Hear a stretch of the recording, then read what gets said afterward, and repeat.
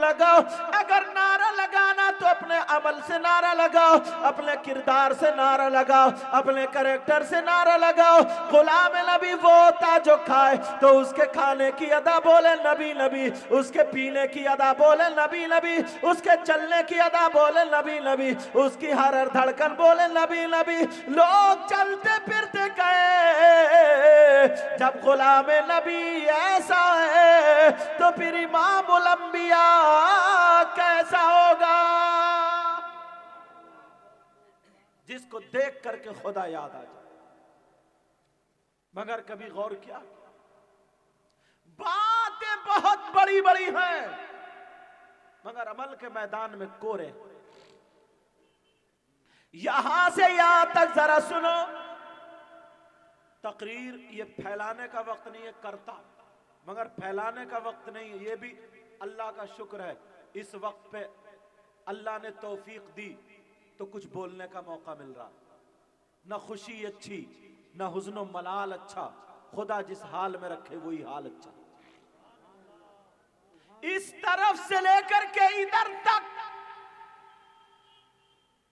एक सवाल करता हूं और फिर जवाब भी दूंगा। पूछता हूं यहां से यहां तक, एक मर्तबा गिरेबान में झांको, फिर मेरी ये तकरीर सुनना और जाकर के अपने तन्हाई में सोचना। वो शख्स, उस शख्स के बारे में देखो, कौन शख्स जो अपने घर पे मौजूद हो, उसके भाई का इंतकाल हो जाए, आंखों में आंसू होंगे। भाई था दुनिया से चला गया मगर उसका भाई का जब इंतकाल हुआ, दुआ करना चाहिए, तिलावत करना चाहिए, मगर वो शख्स अपने मरे हुए भाई का गोश्त नोच नोच के खाता हो। कितना बुरा इंसान होगा जो शख्स अपने भाई का गोश्त नोच नोच के खाए। उससे बुरा कोई हो सकता है? बोलो, तुमने कभी देखा? नहीं देखा ना। अगर तुम्हें कोई मिल जाए और पता चल जाए ये अपने भाई का गोश्त नोच के खाता है तो क्या उससे दोस्ती करोगे?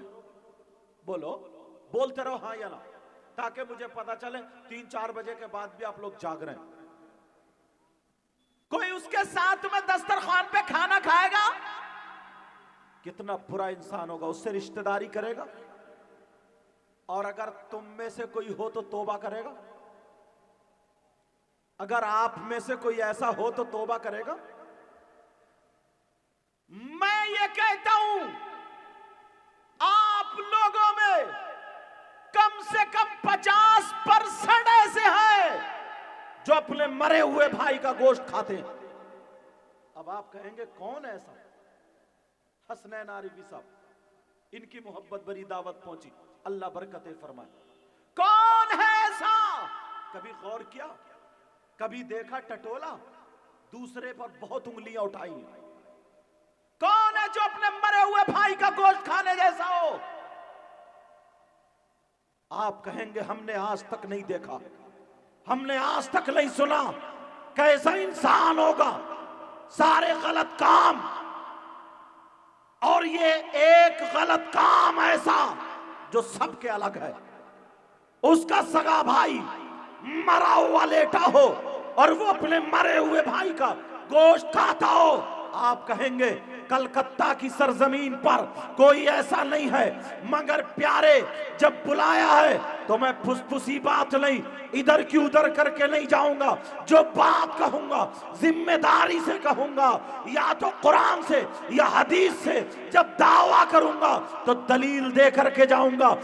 अगर गलत बोलूंगा तो मुझे पकड़ लेंगे, ताकि मेरी भी सलाह हो जाए। पूरे हिंदुस्तान में जिम्मेदारी के साथ बोला करता हूं। जरा सुनो, कौन है वो जो अपने मरे हुए भाई का गोश्त खाता है? मैं तुम्हें तुम्हारे तुम्हारा शीशा, तुम्हारा आईना, तुम्हारे शीशे में, तुम्हारे आईने में तुम्हारा चेहरा दिखाना चाहता हूं।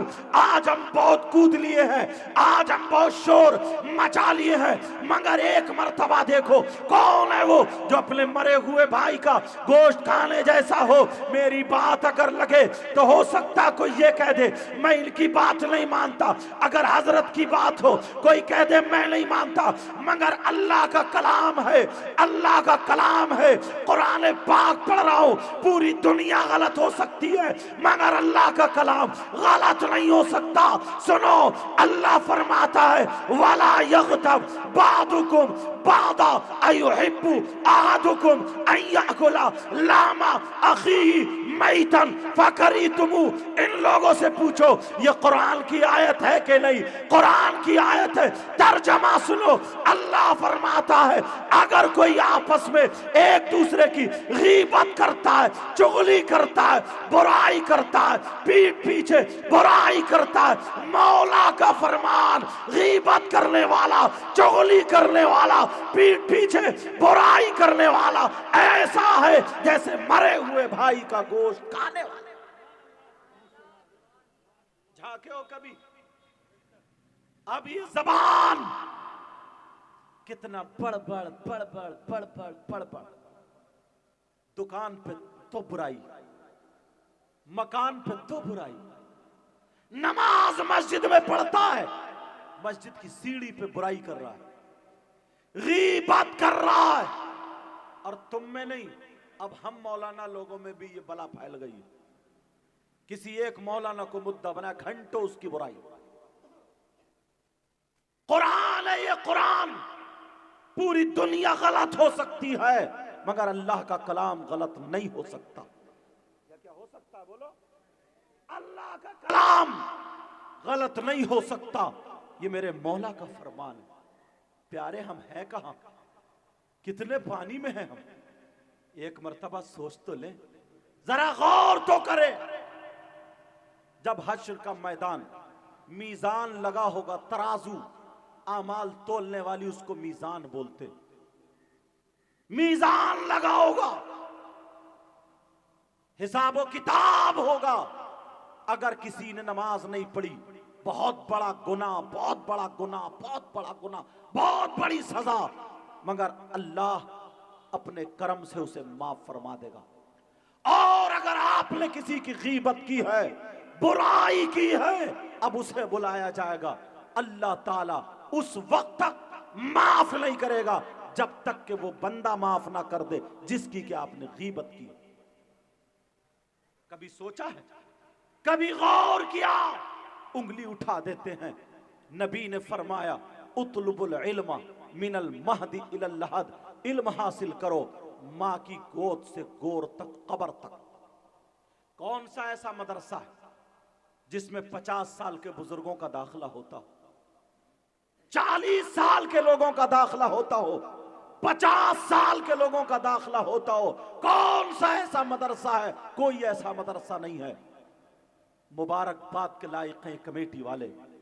ये जो जलसे होते हैं, जलसे, इन्हें जलसा नहीं, इन्हें एक रात का मदरसा समझा करो। और जो तकरीर करे उसको भी ये चाहिए, बाज मौलाना उससे भी हिसाबो किताब बड़ा होना। 50-50 चुटकुले सुना देता है, बेमाना बातें, बेमाना चुटकुले जिसका कोई मतलब नहीं निकलता।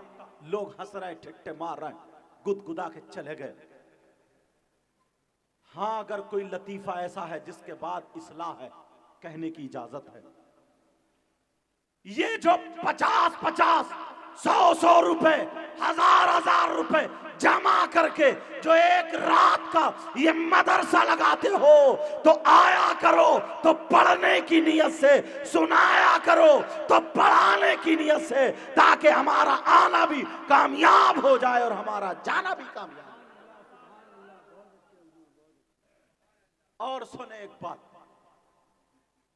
आज के बाद कोई गीबत नहीं करेगा, क्योंकि टाइम का मैं छोटी छोटी बात उठाऊंगा और बोलूंगा, तफसील से बोलने का वक्त नहीं है। वो शख्स कितना बुरा होगा, कौन? जो अपनी मां के साथ जिना करता, वो बेटा जो अपनी मां के साथ जिना करता हो, उससे नीच हो सकता कोई? उससे बुरा कोई हो सकता? अगर ऐसा हो, उसका चेहरा देखना गवारा करोगे? जिस मां ने 9 महीने पेट में रखा, दूध पिलाया, उसी मां के साथ गलत हरकत करे, जिना करे, मुंह काला करे, कितना खराब बेटा होगा वो। प्यारे, हम में 5% लोग ऐसे हैं। आप कहेंगे कौन है? इसलिए ये बातें उठा रहा हूं ताकि दरवाजे सारे बंद होते जाएं। कौन है वो? सुनो, इजाजत है बोल दूं? सूद और ब्याज का नाम सुना होगा। नाम सुना सूद और ब्याज का? सूद और ब्याज कितने लोग कारोबार करते हैं। सूद पर ब्याज पर 10,000 दे दिए, कुछ दिनों के बाद 12 लिए, 15 लिए, जो भी तय हो गया। फसल पे दे दिए, दुकान पे दे दिए, फिर ले लिए डबल करके, या जितना भी तय हो गया। सूद और ब्याज, कितने लोग सट्टा खेल रहे हैं, जुआ खेल रहे हैं, हराम कमा रहे हैं। कितने लोग सूद और ब्याज का काम करते हैं। बड़ी धड़ल्ले से एक शख्स कोटा में था, पता चला कि सैयद साहब आए, मुसाफा किया बहुत, और बड़े हाथ उच्चू में 500 रुपए दिए, बड़ा खुश हुआ। बोले हजरत दुआ करियो। मैंने कहा काय के लिए? बोले अल्हम्दुलिल्लाह काम बड़ा अच्छा चलता है। मैंने कहा क्या काम है तुम्हारा, क्या करते हो? बोले मैं तो कुछ भी नहीं करता हूं, आराम से रहता हूं। मैंने कहा फिर बच्चे काम करते हैं तुम्हारे? बोला बच्चे भी नहीं करते। मैंने कहा फिर? बोला 2 करोड़ रुपया मार्केट में अपने ही चल रहा। सूद और ब्याज का फेंक दिया नोट, आग लग जाए रुपये में। मैंने कहा लालत है ऐसे पैसे पर। सूद और ब्याज खाने वालों, सूद और ब्याज पे लेने और देने वालों, ये जलसा तुम्हारे लिए मदरसा हो जाए। मुझे किसी का कोई पता नहीं है कौन कैसा काम करता है, मगर चैनल के जरिए पूरे हिंदुस्तान में ये बातें जाया करती हैं। हिंदुस्तान को सामने रख करके बोल रहा हूं, सुनो, कौन बेटा जो अपनी मां के साथ मुंह काला करना जैसा हो। अल्लाह नबी फरमाते हैं, हदीस है ये, हदीस 2 हदीसें हैं। एक हदीस ये है कि सूद और ब्याज का जो गुनाह है, वो गुनाह के 70 दर्जे हैं। इधर इधर इधर, इतना बड़ा इतना बड़ा इतना बड़ा, और एक हदीस में 73 का जिक्र भी है। 73 दर्जे हैं। अब बताओ, नबी का फरमान 70 दर्जे रखे हुए हैं। एक हिस्सा ये, एक हिस्सा ये, एक हिस्सा ये। आमना के लाल, जिस नबी का तुम कलमा पढ़ते हो, जिस नबी के नाम पर तुम अपनी जान कुर्बान करते हो, वही नबी फरमाते हैं उन 70 दर्जों में सबसे छोटा वाला दर्जा, उसका गुनाह, उसका पाप ऐसा है जैसे मरे, ऐसा है जैसे सगे बेटे का मां के साथ जिना। अल्लाह मेरी तौबा। सब लोग तौबा करो, सब लोग तौबा करो। बोलो या अल्लाह, हमारी तौबा है, मौला हमारे गुनाहों को माफ फरमा दे। अभी तो मैंने 2 ही बातें उठाई हैं। कैसे हम हैं खाली जलसे में आके बस।